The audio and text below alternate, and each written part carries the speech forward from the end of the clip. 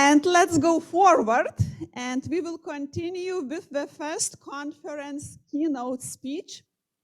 And I invite Professor Takis Damaskopoulos from Kaunas University of Technology, School of Economics and Business, to deliver his keynote speech entitled Rethinking Education Systems in the Context of the Fourth Industrial Revolution. So please, dear Takis, the floor is yours. Thank you, and hi everybody. It's a pleasure to be here. As I said, it's a great pleasure to be here.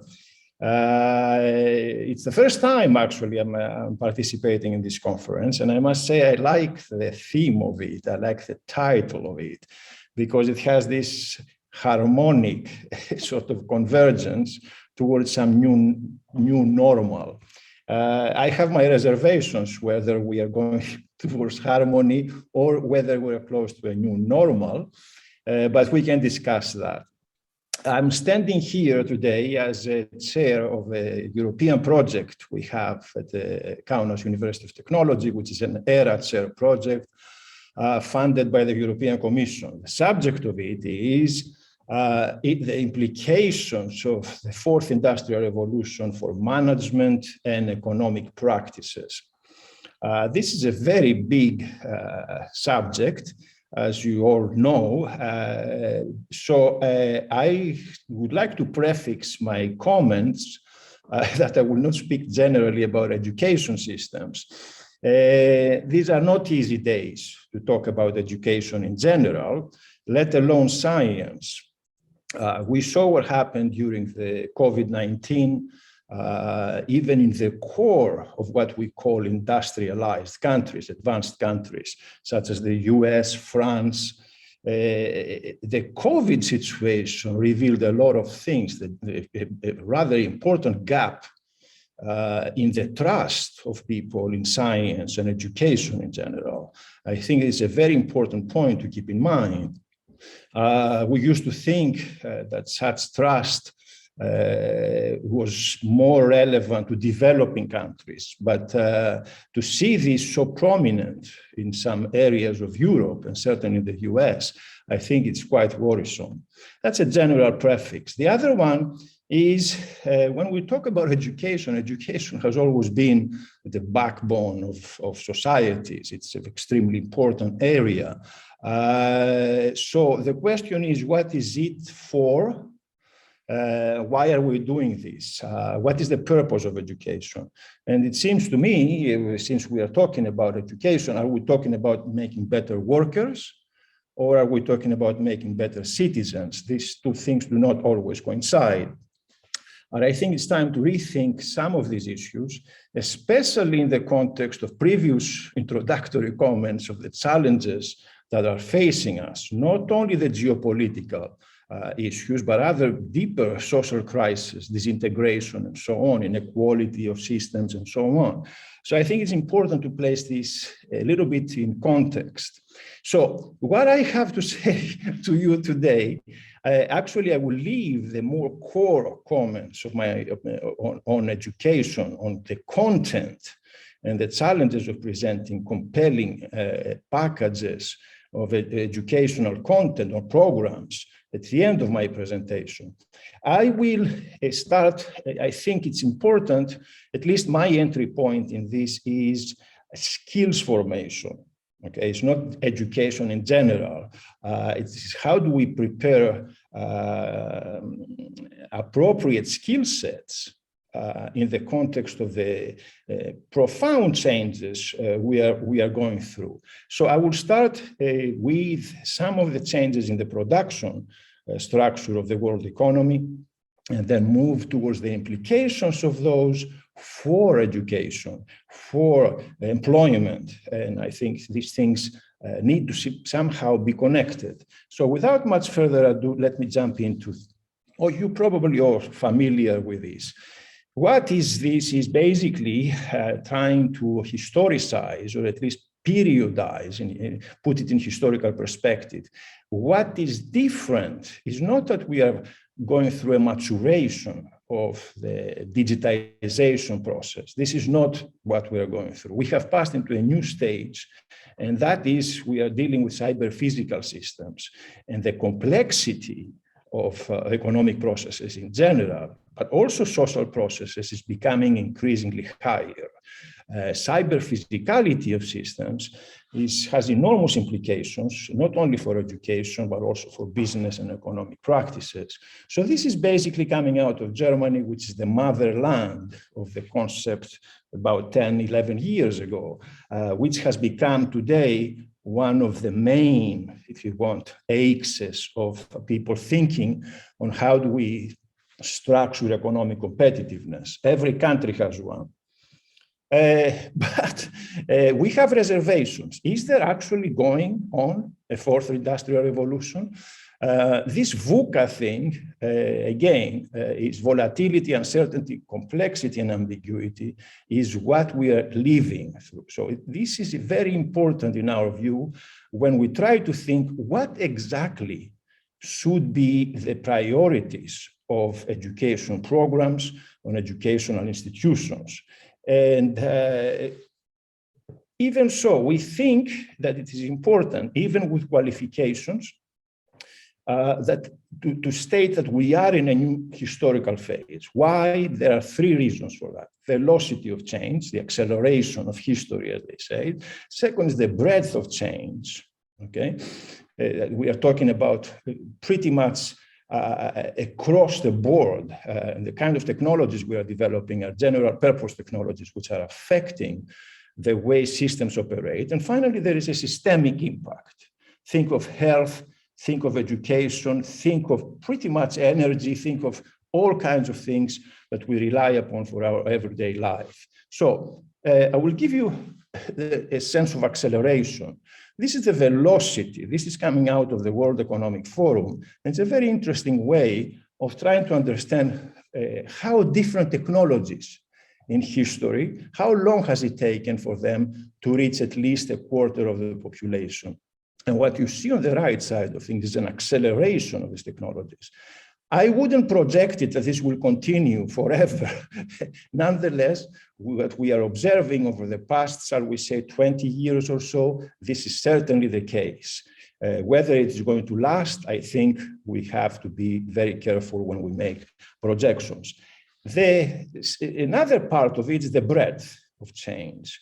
And that is, we have science and technology foundations, which convert themselves into innovation accelerators. And of course, we have scenarios, okay, of possible, again, possibilities based on these technologies.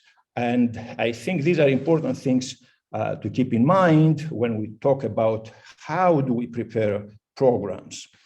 If we are to put it as an ecosystem, this is what, if you want, the industry 4 ecosystem, technologically speaking, in the infrastructure of it, this is how it is beginning to look.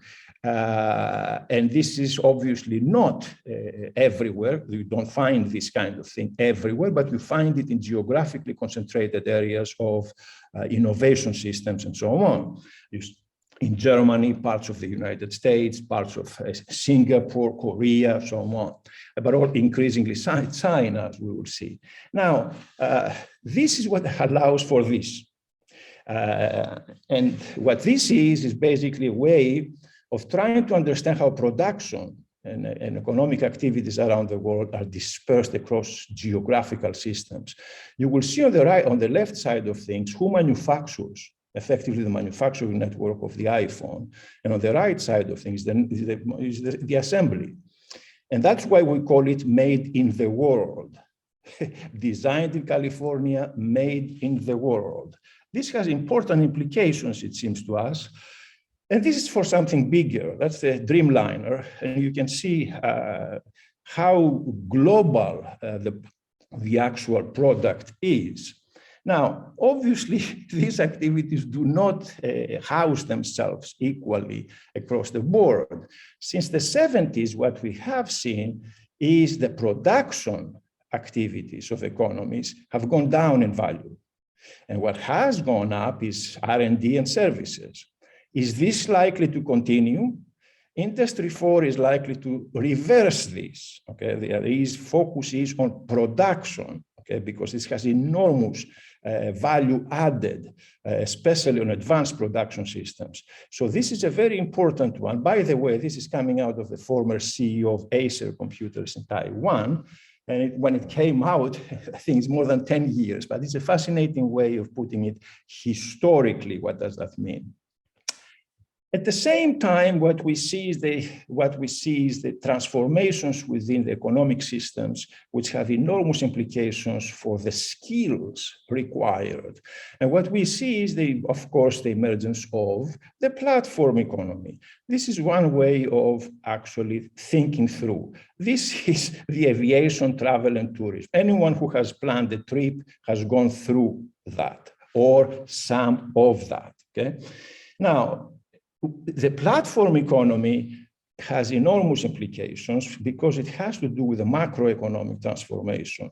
And when we design education programs for management, we seem to be lagging behind how, for instance, the industrial age is different from the digital economy era, because it is quite dramatically different. And I have tried here to at least put some of the differences in the dimensions of life that the digital era touch and actually reconfigure the way economies and businesses are operating. Of course, I will not go through all that. I will leave the slides. And when we press it further down to the business models, when we actually teach people about management practices, there are significant changes here, okay? Because the industrial era was focusing more on corporate growth, the imperative for growth, scale, asset heaviness, and so on. And what we are seeing here is exactly the opposite in some cases. Asset light is, you can ask General Motors or General Electric for that matter, especially when it comes to pension liabilities or very heavy investments in built environments, as opposed to, for instance, Google or Facebook and so on, where most of their investments are in data centers, okay? Now, of course, what we are trying to do here, we do not believe that the platform economy is the whole economy, but it is a dominant paradigm.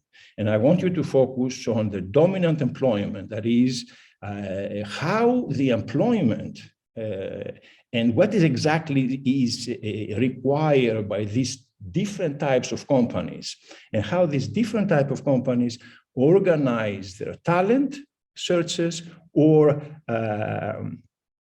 how they organize their labor, and for instance, control over employment.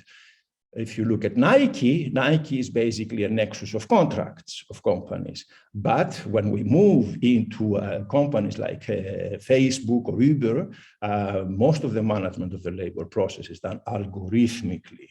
But also in many other places, it's being done that way. And I think when we look at the skills required here, we still do have considerable gaps. I will come back later to those. Now, again, this shifts present an enormous amount of challenges from the management point of view, which are, of course, experienced in the digital space. So another aspect that we see, and we don't always focus on when we talk about education, is that education and educated people are highly concentrated in the world. They move into highly concentrated areas. And this is one of the examples of concentration. There is another one, of course, which runs from Vancouver all the way to San Diego on the west part of Canada and west part of the US, but you can see many of those across Europe, Lyon to Milan, for instance, okay? What I'm trying to focus on here is the concentration and the gravitational pull of these areas when it comes to attracting educated people, management, talent, it doesn't really matter. So this is an important part. because let's face it, educated people are highly mobile. And you might not care as an institution whether your students end up, I don't know, in Berlin or in New York, but I think the funding authorities behind educational programs do care, okay? This is an important part because it has to do with, of course, brain drain and brain gain. So this is one side of things, that is the high value components of production and education, especially people who do, for instance, data analytics, are attracted in certain parts of the world because simply there is scale.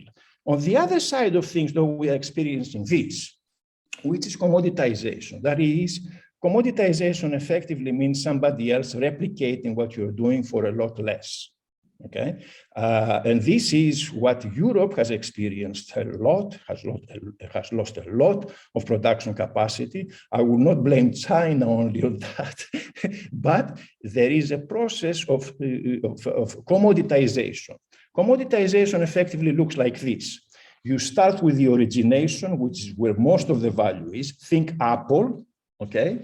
And then increasingly, as a new innovation comes out, people replicate it, people add new features and so on. And at the end of the day, you end up competition based on price, okay? And that is a very bad thing to do, to experience. And it's not only companies that are experiencing that, but also regions. Regions try to attract educated people by offering programs, by offering incentives, and so on. And so there is competition for the attraction of talent and educated people. These are some of the implications of this. Again, I will not go in the detail, man. This is from the OECD. This effectively means the loss of industrial capacity in Europe, and especially when it comes to employment. And again, I will not go through this, but this, it seems to me, has important implications. 1400 hours. And of course, now with the war and the geopolitical sort of changes, this is likely to change. Whether it will stop is another story. Nonetheless, you can see very deep connections into Europe. You can think of Piraeus in Greece, you can think of Venice, you can think of even Barcelona.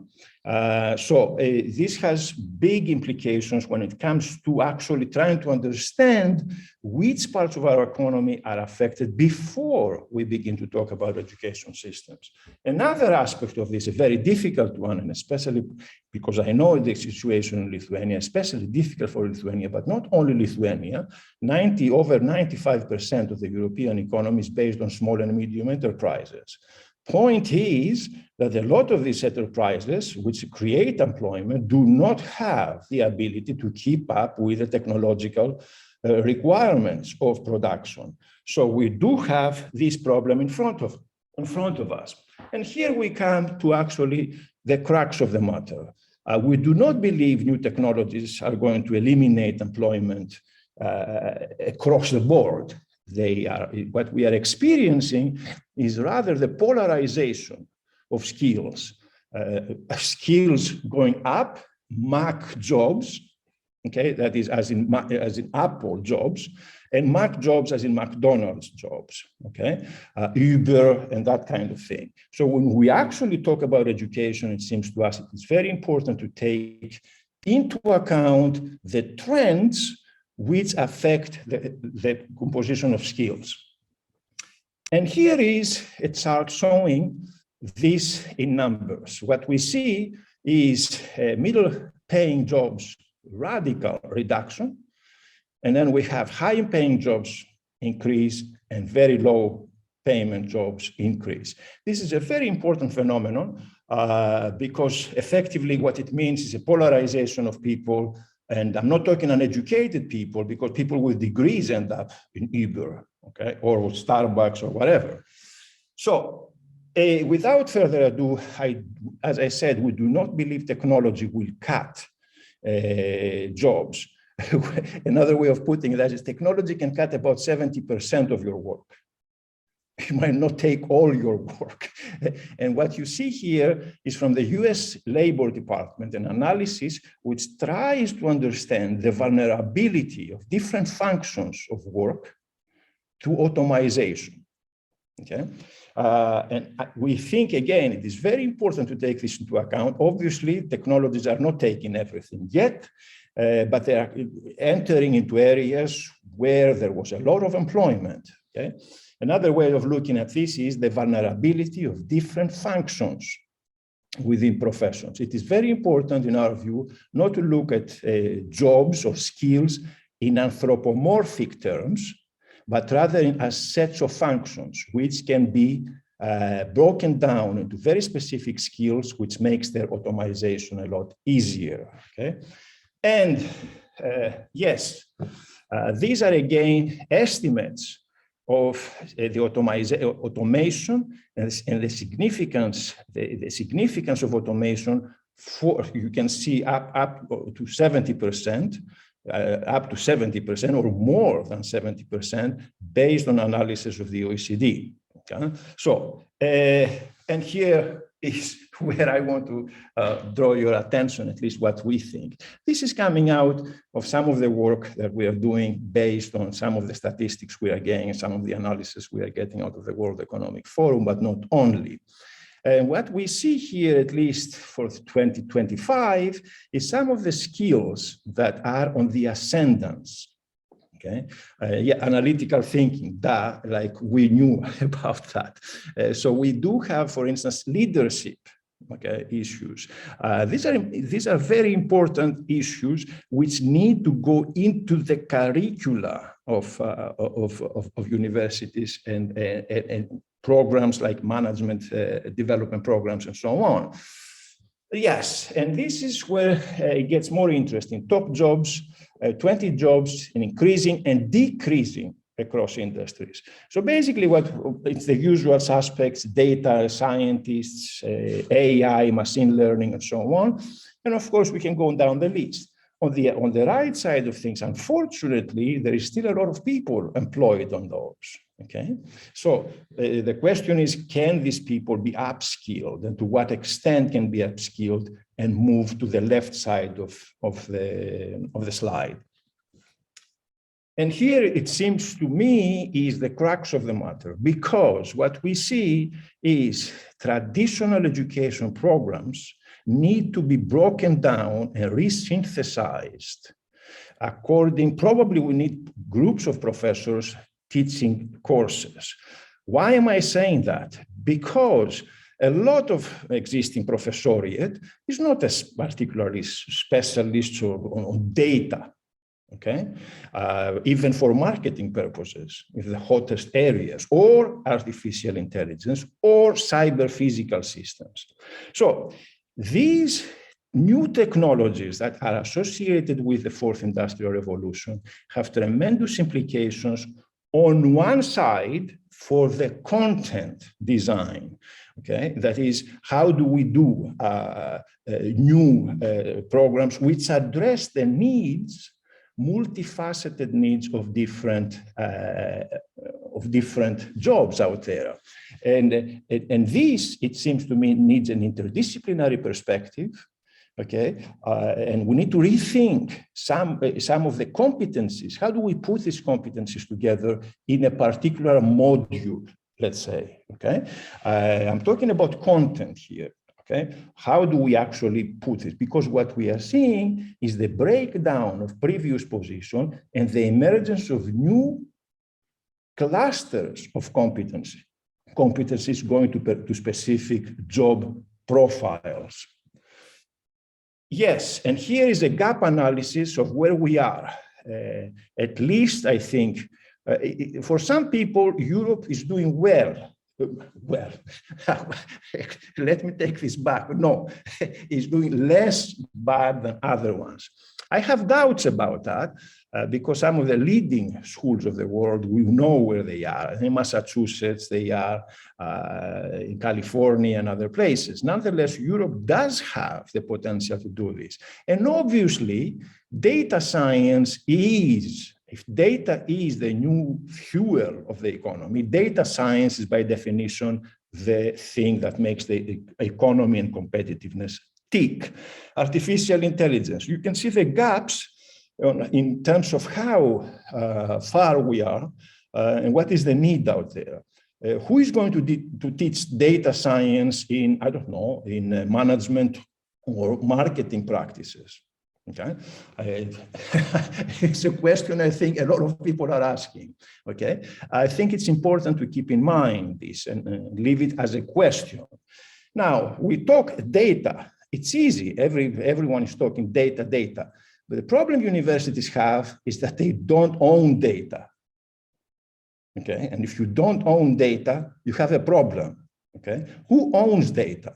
Well, the Googles of the world own data, and the Amazons of the world own data. Universities, with probably a few exceptions globally, do not particularly own data. Either they try to buy them, which are of poor quality, okay, or try to generate them, which is going to take a very long time and it's quite expensive. So the problem here is that if data is what we should be doing, how do we get access to this data? Okay, and this is an important issue as far as we see. It obviously is not an issue because data have become proprietary. Okay, they belong to companies, and that is why we see the emergence of what? Corporate universities. Okay, which challenge directly. You know, they do their own things within companies. This is nothing new, but now it's becoming a little bit more urgent. And I want to conclude with this. That is, Industry 4, or the fourth industrial revolution, as I said in the beginning, has, I mean, you can find it everywhere. Every single country, you can actually Google all those on the left side. Lithuania has one. Every single side, advanced country has one. Japan has Society 5. Now in Europe, we have Industry 5. Okay, Singapore has a different one. Okay, but the logic is more or less the same. What is this? This is a way of countries trying to, and certainly universities, I think this is a big problem. If content is one of the challenges of universities, what the second biggest challenge is, how do universities position themselves in order to remain relevant? This is a nasty word, and if you talk to presidents of universities, from Columbia University in New York to University of Michigan, okay, big schools, they will tell you that one of the biggest challenges we are facing is to remain relevant. The European Commission, how do they call it? They say universities face the challenge of addressing the grand societal challenges of our time. And universities will not do that on their own. They need to rethink how do they implicate themselves into programs or strategies of economic development, which in many ways they are not fully integrated. How do they implicate themselves closer with business into actual regional systems of innovation, contributions in that? So Industry 4, the way at least some countries, certainly Germany, and certainly certainly China as well, are doing with Made in China 2025, are ways of trying to integrate, if you want, the university systems within broader and more sustainable relations with industry. We all know this, the quadruple helix and and I'm not going to go through that. These are beautiful and elegant terms. Do they always work? I doubt it. I will give you an example. Not too long ago, we did a study with the OECD on the automotive industry, and we spoke to the automotive industry itself, Ford, General Motors, Toyota, and all that. That was in Michigan. And we went to the University of Michigan, and we spoke also to professors. And when you talk to people in the General Motors, we asked, do you have any relations with the University of Michigan? This is the University of Michigan. Said, no, we don't. So how, because every professor has their own research strategy, so that does not really correspond to what we want. So how do you actually engage talent? Well, we work with India, we work with China, we work with more specialized institutions. This is a shocking statement if you place it in context, especially in the context of North America, which, you know, Michigan being, of course, the mother country of the automotive industry. And what I want to leave you with is basically a way, at least for us, at least the way we are trying to think through it is, where does education fit in the overall structure of the changes we are observing and the strategic roadmaps that governments are designing? This is very important because on one hand, it goes upstream. That is, how do we actually contribute to the design of sustainable innovation practices through novel management concepts and all. And on the downstream, it means also for us, how do we rethink our relationships with business and other communities?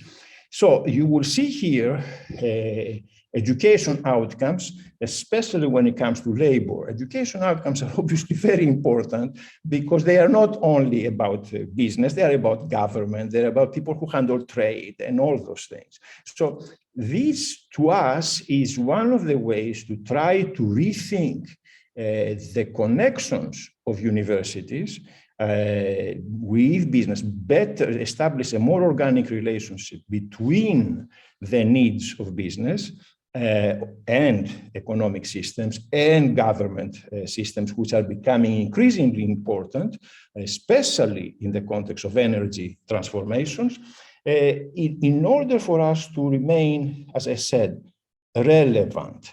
This is, in our view, an important historical challenge. Not many universities are doing it very well. I can speak to you about my experience in France, where I spent a lot of time with the National Council of Research, that France has also a tremendous problem integrating some of its top brains into production activities, because, as you know, European scientists do not get their hands dirty. Okay? They don't get too close. They are scientists. We don't have this more practical approach that you see in the US. You know. And the final point I want to make has to do with migration. Education, if you speak to some countries, in Central Asia, for instance, they will tell you, the United Nations Development Program, they will tell you, why educate them if they leave? The issue here is this, that an important issue is not only education, but also retaining the educated people within given environments. Well, you all know the situation in Lithuania. I can tell you a lot of, you have seen since the last crisis over the past 8-10 years, the brain drain of places like Portugal, Greece, Spain, Italy, and so on. These are very important phenomena, not only happening in Europe. I happened to us once to be in Washington, DC, at the National Bureau of Economic Research, and people from Massachusetts were raising that issue, that Massachusetts produces some of the top talent in the United States, but who benefits from it? Sometimes California, because people move there. So the people were asking, are we subsidizing the innovation and management excellence and talent of California? These are big issues in our view. And if we look at it from the European standpoint, not an individual standpoint, and if universities want to make a bigger statement with respect to sustainability, contributions to innovation, contributions to a better, shall we say, real situation or a better new normal, I think are very important issues for us all to keep in mind. I did not deliberately, I stayed away from drilling very deeper into each of those, but my objective was to raise more questions than to give you answers. And I think that's where I will leave it. And I hope we have plenty of discussion. Thank you very much for your time.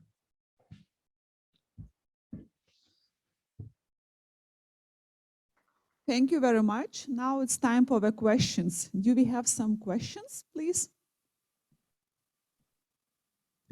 We have one question online. Can you check the chat and maybe read the question aloud yourself? Let me see.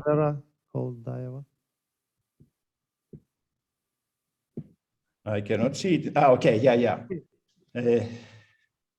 What subjects are suggested to be added to Curricular in order to enhance emotional intelligence? That's a very, very good question. We are struggling with it. Even actually, we are doing this work at KTU, and I have done this work in several other places. It is a very difficult issue. I think it is not a matter of looking at what, I don't know, MIT is doing. We are not MIT and we are not Massachusetts. We are not Boston, okay? So every country and every context obviously presents different compositions, challenges. So what's the point of trying to start, I don't know, in aerospace? Let's say aerospace is obviously it's a big industry, and we say, hey, why don't we start a cluster of aerospace? We will never get it off the ground, so to speak. What competencies? I think the analysis has to start from the base of changes within the production systems, the regional production systems, and the specific needs of companies. I'm not trying to suggest that education should become the slave of businesses. No, because after all, we are looking for critical thinking. Okay? That's what we are trying to encourage people to be critical. But I think it is very important to take a very good anatomical view of the region, or basically the footprint of the university, the operational footprint of the university. Okay, what are we producing for whom? Okay, and then go back to the drawing board. Okay, but if there are a few absolutes, in my view, there are two absolutes: data, and the second is some artificial intelligence. I have been speaking to some people in North America, and one of the best comments I heard was from a senior professor at the University in Ann Arbor, in the University of Michigan. And when people ask them, what should we teach people? He says, nothing new. People should study whatever it is they are interested in, but study a little bit of code. This is a very interesting comment when you think about it. I didn't mention in the beginning, education has a lot to do with humanities, has a lot to do with real, very important subjects, which we are ignoring at our peril, because these are the things that teach people social values, shall we say, civility, okay, to be a more civilized person, a proper and more balanced citizen. And I think we are ignoring those things at our peril. But to answer to the question, I think anatomic analysis of where the university is operating. And on top of that, you have to do, absolutely, it's not an issue of maybe not, okay? Data is data. Unfortunately, as I said, and a lot of us are not talking about it very loudly, we don't have data. Who has the data? We are preparing projects for the commission, and we say, hey, we're going to develop some technologies on smart mobility. Who has data on mobility? Telephone companies do. That's who. Ministries don't. And if they need them, they buy them from them. So these are important issues, and we talk a good game about data this and about data that, but data costs a lot of money, and data are dangerous things because you can go down the wrong path if you don't handle them properly. Okay, so you need a lot of skill and you need to have quality data. Okay, and these things cost money, cost scale. It's not just money. We are not Google or we are not Facebook or the usual suspects. I don't like dropping names. I don't have anything against these companies. Okay, nonetheless, they're enormously powerful institutions in our time. I hope I did answer. The issue is not, again, it's not one recipe and it's going to fix the problem. Okay, because I can study MIT, but doesn't really teach me much for my own situation. Of course, I study MIT because I think they're excellent in some of the things they're doing, but I need to contextualize them to make meaning out of them.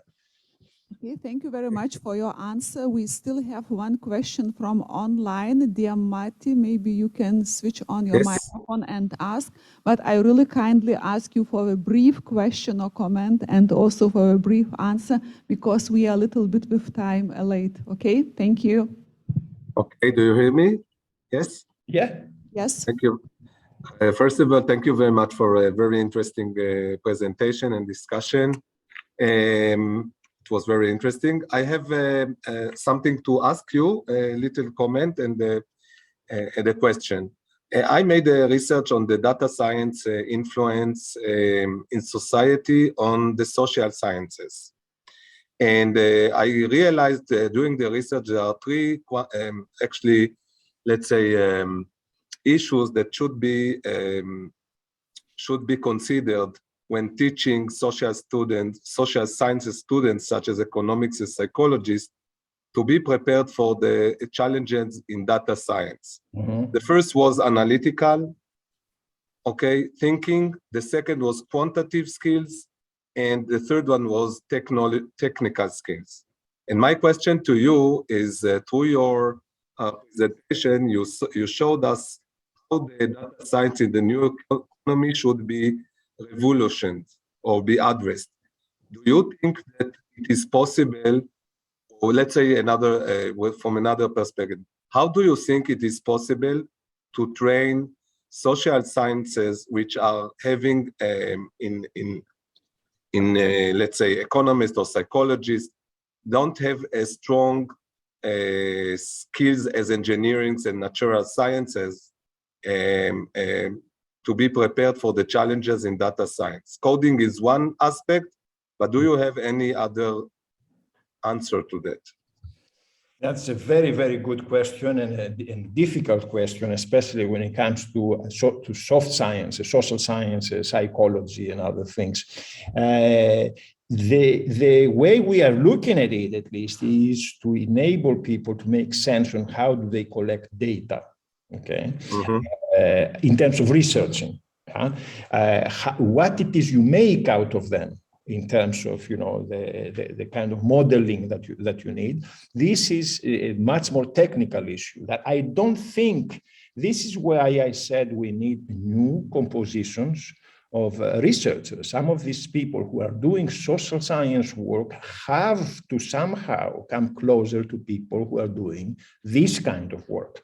And this is why I said we have to think like the government of Switzerland. Government of Switzerland is a collective, So we have to think of ways of, who provides the best skills for any given thing. I know I'm not answering your question directly. I cannot answer it, and I'm not going to pretend that I know the answer, but I think it is very important that when we don't have the skills, we have to know where to find them, or at least try to collaborate with people. I will give you an example. For instance, we have people who are doing physics work in energy systems, and they start working with economists that have nothing, absolutely nothing to do with physics, And they are producing some very interesting work when it comes to actually understanding both the hard parts of it, but also the economic sides of this. But your question still remains. There is some fascinating work that is done out of Oxford, especially when it comes to philosophy and this kind of thing we're talking about, okay? And it's an Italian gentleman, Floridi, and he's a philosopher, but a philosopher of science. Okay, so he's asking issues not just about ethics of data, because there are many issues, but the instrumentalities of how to do this kind of work. Your question still remains very important, and I know I did not answer it fully because I also have limited. I can see so far, so I don't want to tell you more than I should. Thank you for the question. Inspiring speech, for your insight and for your questions. So many applause for you. Thank you. No, because now I am in a very troubled situation. In case you both were in Kaunas, I would invite you to drink a cup of coffee and to continue your discussion. But now I only can invite you arrange a Zoom meeting, and to continue discussion. So sorry for that.